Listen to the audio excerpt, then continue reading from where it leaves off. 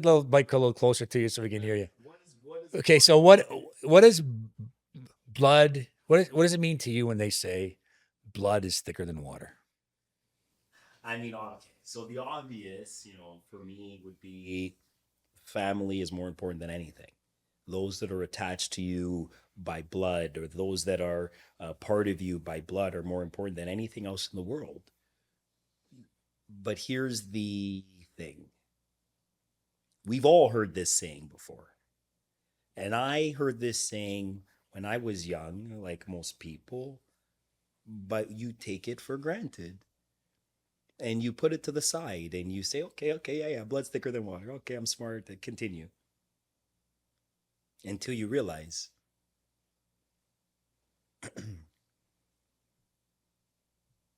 for me, it was the passing of my sister, where we talked in the podcast about foundational things that rocked you. My sister raised me, not my mom, not my dad, my sister. My sister, Danette. And, she was my everything. And trying to replace her is impossible. And, I try to replace her by, like I said, talking to the people that I talk to, my business coaches, my mentors, and everything else. But it's never the same. So it's now in call it my older years, that I understand now that nothing in this world will ever replace family and those that you love. But I will say something: you can always hold a special place in your heart for the friends that are like family, because I'm also blessed enough to have someone that I can go to war with and know he'll stand by my side, in my best friend Mike. And he's not water, he's blood. That's a beautiful perspective. And I meant I had a question about to ask you about your sister and how your business is almost like a honoring your sister, It is, honestly. because your sister gave you a small inheritance. Yep. And used that to build Uptown. I did. Yeah. Literally every dollar. Well, no. Maybe not Uptown, but Yeah. you use it. No, you said it right the first time. Okay. The reality is, when she passed away, I was fortunate enough. I don't know if you say fortune after losing someone you love, but I received a small inheritance, back then, of $25,000. We're not talking about hundreds of thousands of dollars. I received $25,000 from the death of my sister, and of course, I would trade every single dollar I have to bring her back today. But I took that $25,000. I bought a ring for my wife for $10,000. And I took $15,000 and I put it into the business. And I started lending private mortgages, which is one of the biggest businesses that I have, as Uptown Financial. And I started lending, and I continue to lend, and I continue to build. And Roy, you said it when we talked, I don't tell everybody, how really I got started. But for me, Uptown it's the legacy that I leave from the learnings that Danette gave me, from all that she allowed me to be while I was growing up, because she let me be me. And I never had to fear. I never had to fear anything when she was around.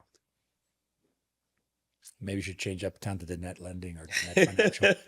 I'll find a way to honor her. Maybe I'll do a I scholarship. I think you've done an incredible job honoring her, because through Uptown and through all the business that you have, which is giving life to everything that she worked for and left behind for you. And every time a dollar comes in your business, you probably think, thank you, Danette. And what a way to honor her memory. Yeah. And, but like, that's a beautiful story.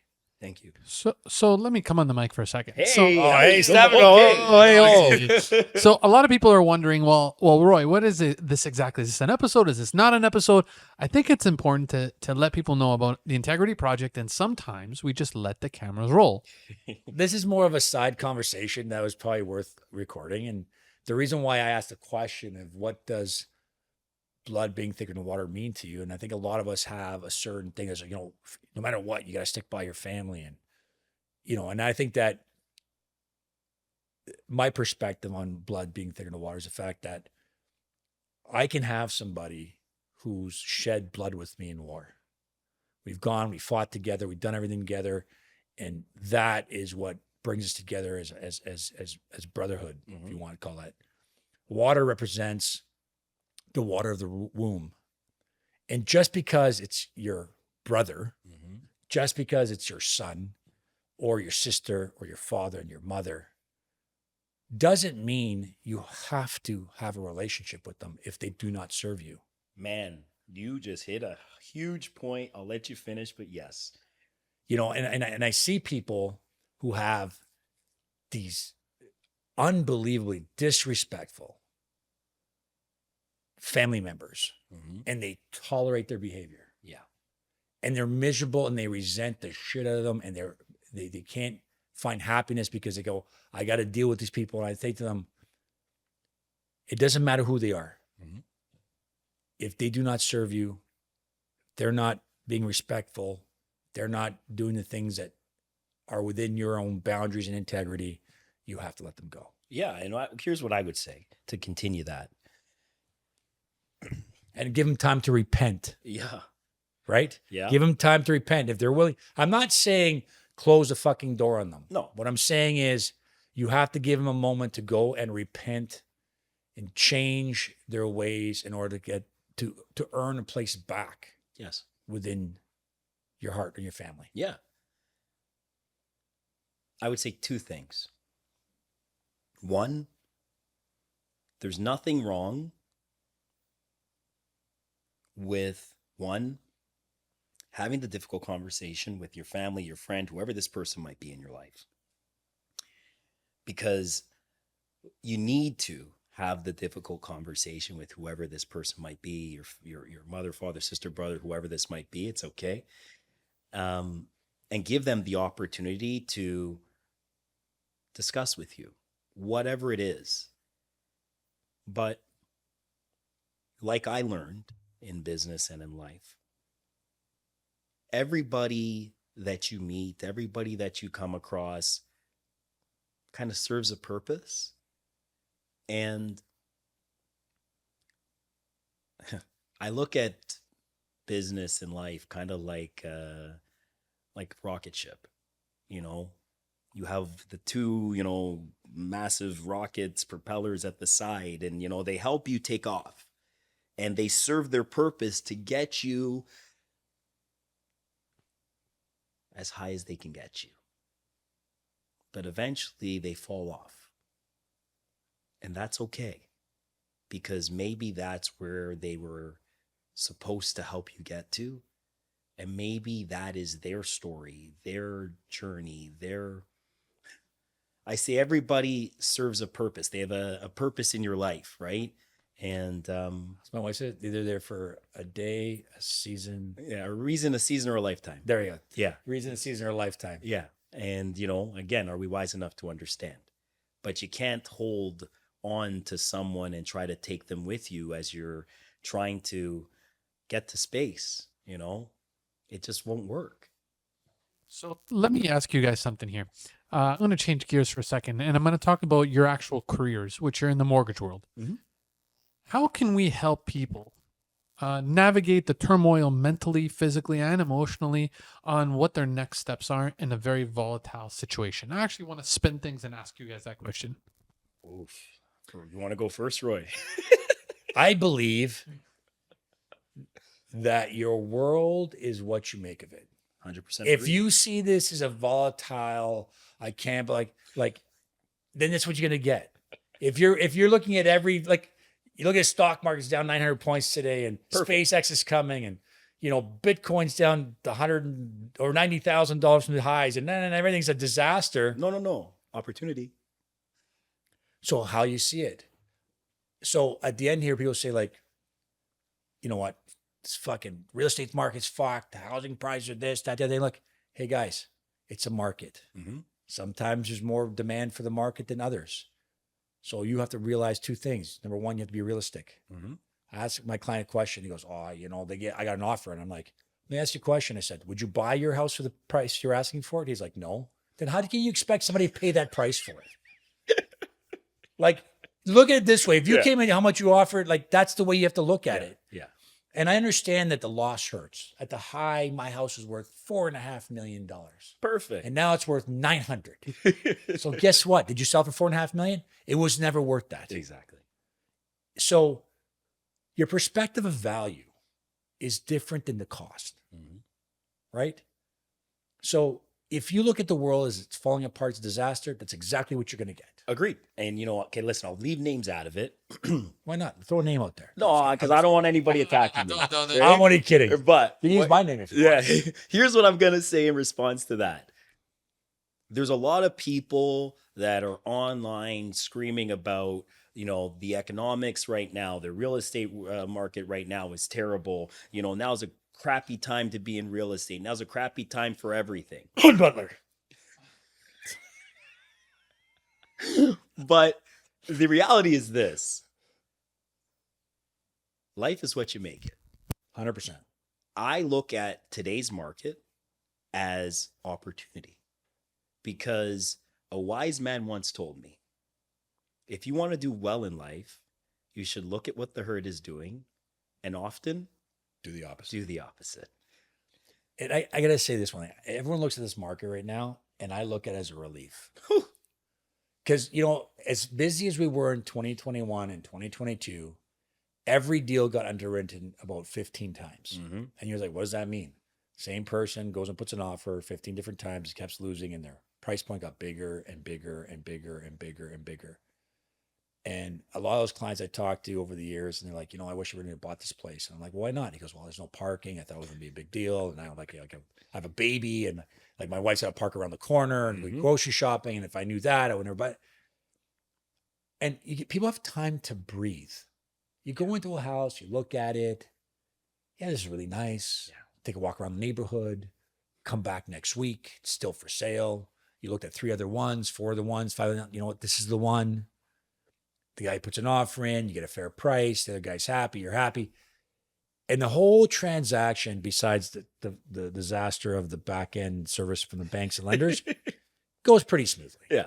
Right? You don't have to worry about the appraisal because 99% of the time it comes in. Everybody feels good about it. What's wrong with that? Nothing. Right? What I know I'm not going to make $300,000. I bought it on Wednesday and sell it on Friday. That's which not is a normal market. No, and we had a 20 price increase in 2 years. Yeah. What do you think is going to happen? Yeah. The reality is, look, the real estate market is a market just like the stock market. And food market. Yeah. Beer market. Yeah. For those who love beer. But people forget, if you buy a stock at a high, you're going to sell it at a low? No. You're going to ride the wave and you're going to hold on to it, hopefully, until eventually it recovers and then you're going to liquidate. You cost average down. Thank you very much. Or you cost average down. What does that mean? Well, if the real estate market is now where it is, and you can transact and buy something at prices that we haven't seen since 2017, 2018, I'm sorry, but there's nothing wrong with that. No. Because I can go out and buy a beautiful piece of land in Vaughan now for next to nothing. No, I shouldn't say it like that. No. For $1.1 million, $1.2 million that you couldn't have done before. But really, was it worth $2 million? Probably not. Or 3 or 5 or no. Listen, and I know that people are afraid and people, feel less rich, right? And, people that were on the cusp back in 22, 23 are really feeling it. Mm-hmm. But I hope that they learn two things. One, discipline of money. Mm-hmm. And a lot of people just think money keeps coming, right? My house keeps going up. I can spend 100 grand and next year my house is worth 100 grand more and refinance and pay off my debt and The keep house on going is the that way. ATM, right? Yeah, yeah. And I think the discipline of understanding how money works. Huh. And if you're not in the habit, and I tell this to my kids, my daughter goes, well, Dad, I don't have really a lot of money left over. I said, it doesn't matter. I said, if you have $50 left over, you take $25 and you invest it. And it's not about the $25. I said, it's about the habit of putting money aside. Yes. Because if you don't make the habit when you make 30 grand a year, you're never gonna make the habit when you make 50 or 70 or 100 or 200 or 500. Yes. Be in the habit of putting money away. I agree. You can't expect that one day I'm going to have millions of dollars in the bank when you haven't built the habit of saving. It's silly to think that this would happen. Now, I will even take that a step further and say, when you're making $30,000, $40,000, if you're not putting something away,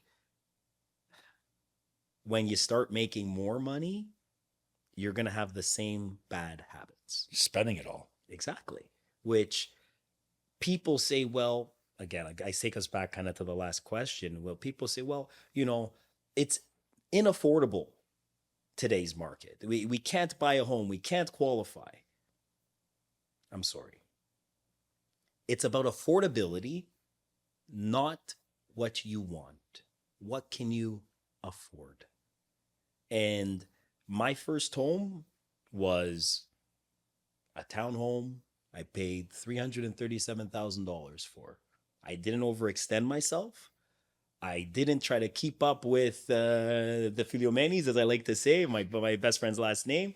I wasn't doing that. Why? Because I was wise enough to understand this is what I could afford. And I lived there for as long as I could until I saw or found the next opportunity. And that should be the lesson that I hopefully now pass on to others. It's not about what you want, it's about what you can afford. Oh, trust me, all these people like come to me sometimes like, oh, I want to buy a house for $700,000. You make $54,000 a year. Double, Like, forget listen, about it. And what you qualify for, what you afford are two totally different things. Yeah. People don't have budgets. They don't understand. But I got to say one thing about this generation, though. When I first started as a mortgage broker back in 1998, I'm going to say that almost everybody carried quite a bit of credit card debt. Yeah. Now, this younger generation that are in their 20s and 30s carry no debt. No debt. Yeah. No car. They don't drive. Most of them don't drive cars. Like I was like, wow, this is incredible. Exactly. This is great. Yes. But then you realize after that when they start buying a home, they're still used to their lifestyle, and then they start filling the gap with credit. So just be in the habit of knowing exactly how much money you want. And I read an article the other day. This guy never made more than $45,000 a year. He just passed away and left $8 million to his family.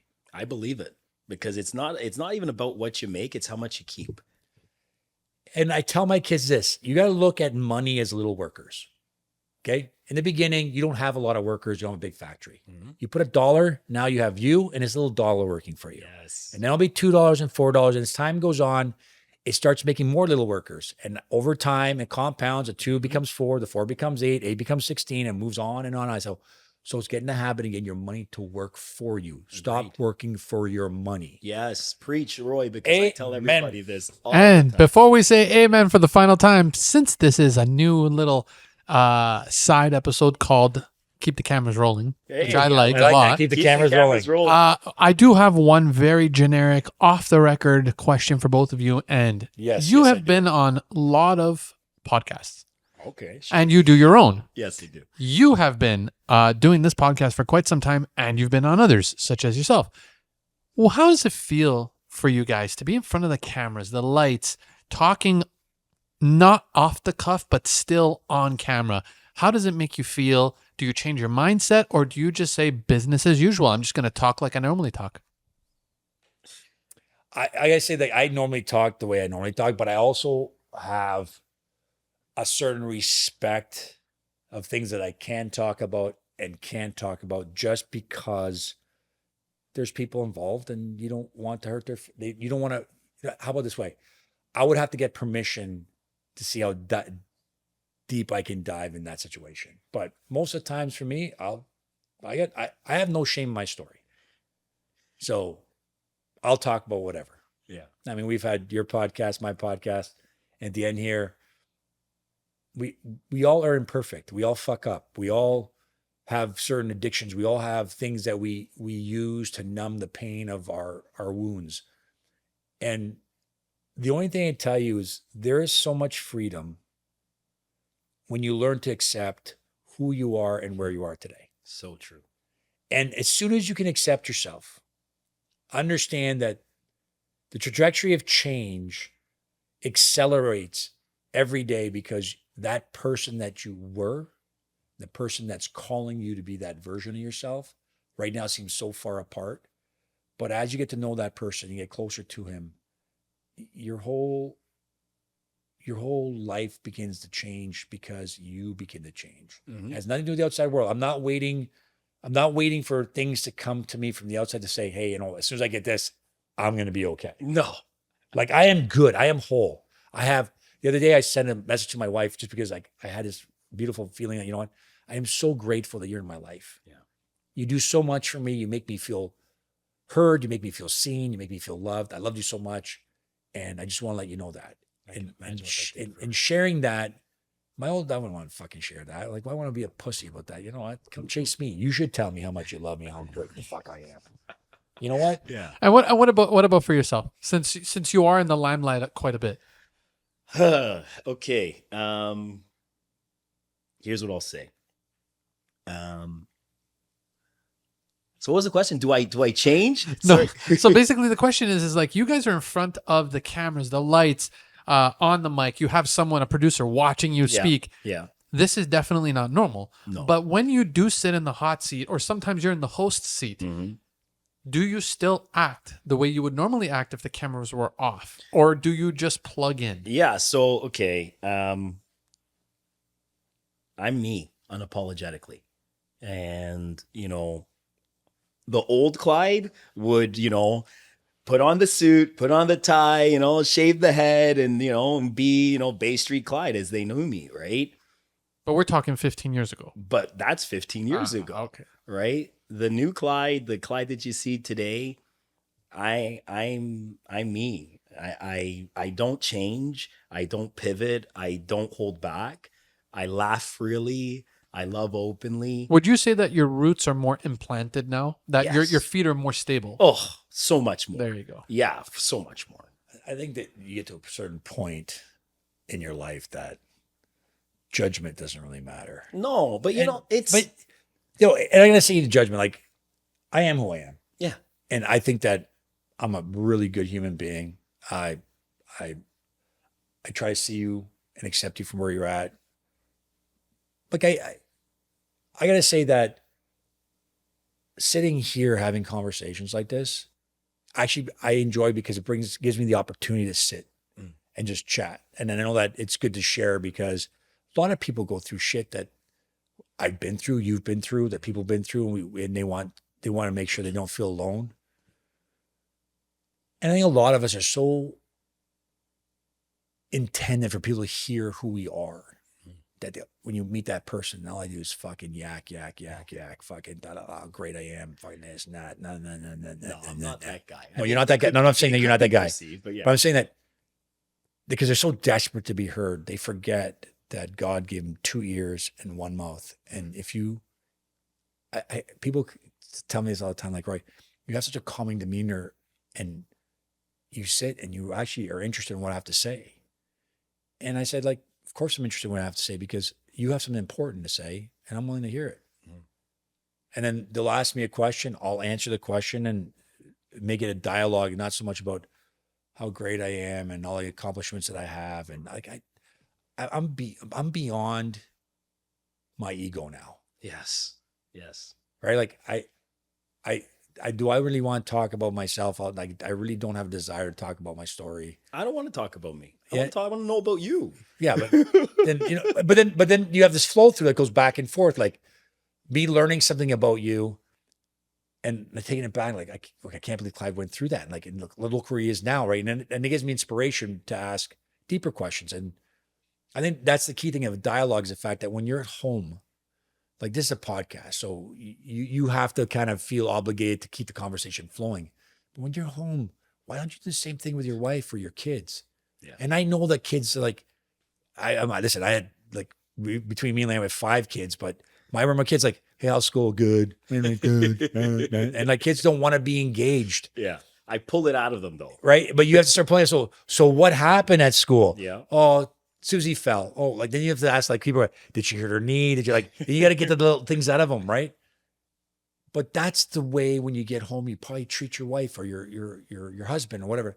Like take the time to create your own life podcast, Mm-hmm. to ask the questions to your spouse that you want to hear the answers to create that environment where people can talk freely and express themselves and then remember it. So that way, next time something happens, you have something that you can go back to. We forget that life is an experience of conversations and people you meet. Yes. It's not about sitting around these fucking 4-inch boxes that we sit around and talk about. No. You know what I mean? Everywhere we go for dinner. And like, are you here on a date? Right? Or you have the family, and because kids are assholes, right? They give their kid, they think the kid's like this the whole time. And the parents are trying to enjoy and I get it. Kids can be rowdy. They need attention. But the more you give them that, the worse it gets. Yeah. Like, look, and what I will say just really quick on this is, we all know that screen time has adverse effects on children, on adults, on everyone. For me, I'm not going to sit here and pretend like I don't live with my cell phone in my hand. I do. I run, a number of businesses. But when I take the time, like I said earlier in the podcast, when I'm at dinner with the family, there are 0 cell phones in sight, period. The cell phone goes behind you. I don't care who's calling. They don't matter because they're not at this table. When I'm driving my kids to soccer, obviously I don't have my cell phone in my hand, but I force my kids, put your phone in your bag. Talk to me. We get 30 minutes, 40 minutes of uninterrupted conversation, and it's the best 40 minutes of the day because you watch them come to light. And I challenge anyone to just take the phone. Listen, you're going to be fine. Your friends will get back to you later. Put it in their soccer bag, their gym bag, their ballet bag, and watch them come to light.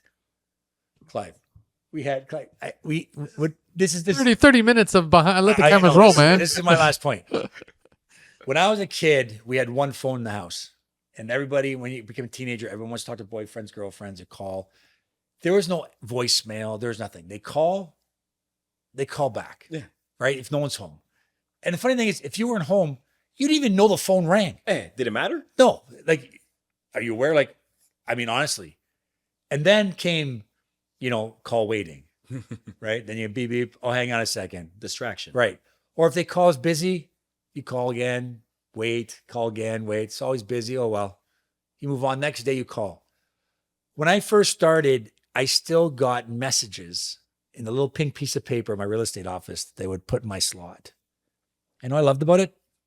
Nope. Yep. Call them back. Call them. Yep. Yeah, I know. Anyway, I think this has gone a little further, and we could talk about this for hours. I told you, if you put me on camera in front of you, we'll talk all day. We'll talk all night. Oh, my next thing was like the universe is not trying to break you, but I think we saved that for another day. We're going to save that for another day because this is a very full episode. I want to challenge an idea today, shall we? Because most people walk through life believing that the universe is trying to punish them. And? Well, they believe that life is against them, that they believe God has forgotten them. They believe that somehow they have been singled out for suffering. And every time something goes wrong, they ask the same question. Why is this happening to me? Oof, that one is, ask, why not you? What if the question is the wrong question? What is the universe trying to break you? What if the universe isn't trying to break you? What if it isn't trying to destroy you? What if every challenge, every setback, every heartbreak, every failure, every disappointment is actually trying to direct you to where you belong? Yes. And what I will tell you, Roy, Think about it. We'll leave it like that. What was that? The chair? No, that was something else. the dog. Yeah, the You're- dog. no, that was the That chair. was the chair? Yeah. What the fuck was that? Okay. Hey man, listen, this is let the cameras roll. You have one more last point? I want to hear it. No, all I was gonna say to that is, Actually, Clive, I'm going to ask you to do something. yeah, I want you to ask a profound question that people watching this can think about. Oh my God. oof. If ever What's there was a one time. question you know that you asked yourself that profoundly changed your life? No, I guess it's kind of the same thing, and I jokingly said it earlier, but I'll put it in context. Life is gonna challenge you. Life is gonna give you setbacks. Life is going to knock you down and kick you in the teeth. But life can also be whatever you want it to be. So instead of asking the question that you said earlier, which is why Why is this happening? why is this happening to me? I ask myself, why not me? Why can't I be the guy that I've designed in my head and aspire to be? The attentive dad, the loving parent, the connected, partner, the business leader, whatever that is. Why not me? Why can't I be the next successful whatever? Why not me? So take that, look right into there, and ask the question so everyone can think about it. Why not challenge yourself to be the best version of you that you could be? Mr. Roy Cocciollo? When's the last time you said to yourself, I am whole, I am perfect? And when's the last time you asked yourself, I love you? And this is the Integrity Project. Off the camera. Off the camera, on the camera, it's Off on. the camera, behind the camera. Behind the camera. On the camera, some kind of camera. Until next time. Until next time, guys. Thanks, Stefano, All right. for bringing this to us. We'll see you next time, guys. Cheers.